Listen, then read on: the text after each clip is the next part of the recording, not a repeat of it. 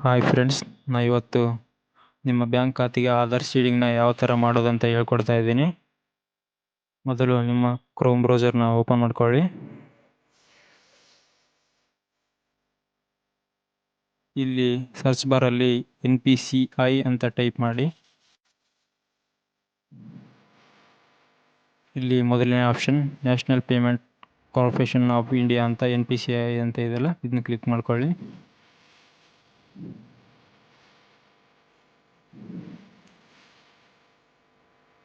ಇದಾದಮೇಲೆ NPCI website open ಆಗುತ್ತೆ. ಇಲ್ಲಿ ಕಸ್ಟಮರ್ ಅಂತಿದೆಯಲ್ಲ, ಇಲ್ಲಿ ಬಂದುಬಿಟ್ಟು ಭಾರತ್ ಆಧಾರ್ ಸೀಡಿಂಗ್ ಎನೇಬಲ್ ಅಂತಿತ್ತಲ್ಲ, ಅದನ್ನ ಕ್ಲಿಕ್ ಮಾಡ್ಕೊಳ್ಳಿ. ಅದಾದಮೇಲೆ ಇಲ್ಲಿ ಆಧಾರ್ ಸೀಡಿಂಗ್ ಅಂತ ಐತಲ್ಲ, ಆ ಆಪ್ಷನ್ ಕ್ಲಿಕ್ ಮಾಡ್ಕೊಳ್ಳಿ.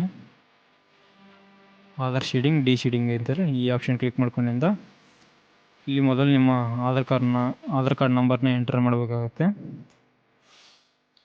ಈ ಆಧಾರ್ ಕಾರ್ಡ್ ನಂಬರ್ ಎಂಟರ್ ಮಾಡಿ.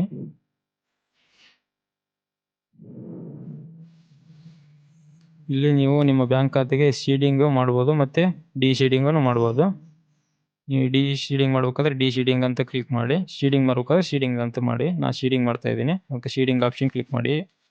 ಆಧಾರ್ ಕಾರ್ಡ್ ನಂಬರ್ ಎಂಟರ್ ಮಾಡಿಂದ ಇಲ್ಲಿ ಸೀಡಿಂಗ್ ಅಂತ ಕ್ಲಿಕ್ ಮಾಡ್ಕೊಂಡು, ನೀವು ಫ್ರೆಶ್ ಸೀಡಿಂಗ್ ಆದರೆ ಫ್ರೆಶ್ ಸೀಡಿಂಗ್ ಅಂತ ಆಪ್ಷನ್ ಕೊಡಿ. ಇಲ್ಲಿ ಸೀಡಿಂಗ್ ಟೈಪ್ ಅಂತ ಐತಲ್ಲ, ಅದಾದಮೇಲೆ ನಾನು ಈಗ ಒಂದು ಬ್ಯಾಂಕಿಗೆ ನಂದು ಸೀಡಿಂಗ್ ಆಗಿದೆ ಮತ್ತು ಆ ಬ್ಯಾಂಕಿಂದ ಇನ್ನೊಂದು ಬ್ಯಾಂಕಿಗೆ ಸೀಡಿಂಗ್ ಮಾಡ್ತಾ ಇದ್ದರಿಂದ movement from one bank to other bank ಇದೆ, ಅದನ್ನ ಸೆಲೆಕ್ಟ್ ಮಾಡ್ಕೊಂಡೀನಿ.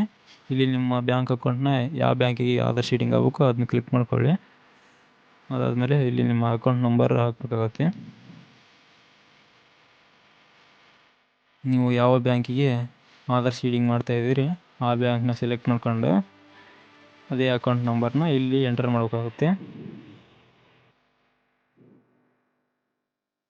ಮತ್ತು ಕನ್ಫರ್ಮ್ ಅಕೌಂಟ್ ನಂಬರ್ ಹಾಕಿ ಇನ್ನೊಂದು ಸಾರಿ.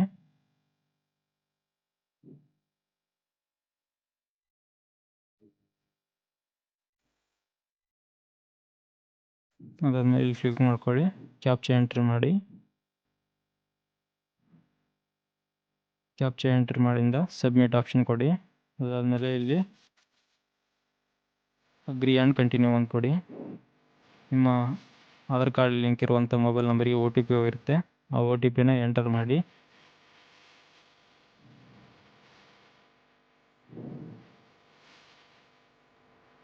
ನಿಮ್ಮ ಆಧಾರ್ ಕಾರ್ಡಿಗೆ ಲಿಂಕ್ ಇರುತ್ತಂಥ ಮೊಬೈಲ್ ನಂಬರ್ಗೆ OTP ಇರುತ್ತೆ, OTP ಎಂಟರ್ ಮಾಡಿ ಕನ್ಫರ್ಮ್ ಕೊಡಿ. ಇಲ್ಲಿ ಬೀಳುತ್ತೆ, your Aadhaar number is current mapped to bank of Baroda ಇದೆ. ನೀವು ಇದನ್ನ ಕ್ಲಿಕ್ ಮಾಡ್ಕೊಂಡ್ರೆ ಯೂನಿಯನ್ ಬ್ಯಾಂಕ್ ಆಫ್ ಇಂಡಿಯಾಗೆ ನಿಮ್ಮದು ಸೀಡಿಂಗ್ ಆಗ್ತಾಯಿದೆ ಅಂತಂದು ಕೇಳುತ್ತೆ, ಅದನ್ನ ಕನ್ಫರ್ಮ್ ಕೊಡಿ. ಸ್ವಲ್ಪ ವೇಟ್ ಮಾಡಿ.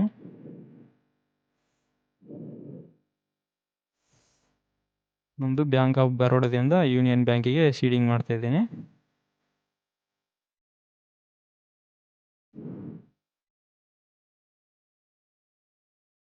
ನಿಮ್ಮ ಆಧಾರ್ ಸೀಡಿಂಗ್ ಸಕ್ಸಸ್ ಆಯಿತು. ಇಲ್ಲಿ ನೋಡ್ಬೋದು ನೀವು, your Aadhaar number successfully reseeded from Bank of Baroda to Union Bank of India account number ಅಂತ ಇದೆಯಲ್ಲ, ನಿಮ್ಮ ಬ್ಯಾಂಕ್ ಆಫ್ ಬರೋಡಾದಿಂದ ಯೂನಿಯನ್ ಬ್ಯಾಂಕಿಗೆ ಸೀಡಿಂಗ್ ಆಗಿದೆ ಅಂತ, ಸಕ್ಸಸ್ ಆಗಿದೆ ಅಂತ ನೋಡ್ಬೋದು. ಇದೇ ರೀತಿ ನೀವು ನಿಮ್ಮ ಬ್ಯಾಂಕ್ ಖಾತೆಗೆ ಆಧಾರ್ ಸೀಡಿಂಗ್ ಮಾಡ್ಬೋದು ಮತ್ತು ಡಿ ಸೀಡಿಂಗ್ ಮಾಡ್ಬೋದು.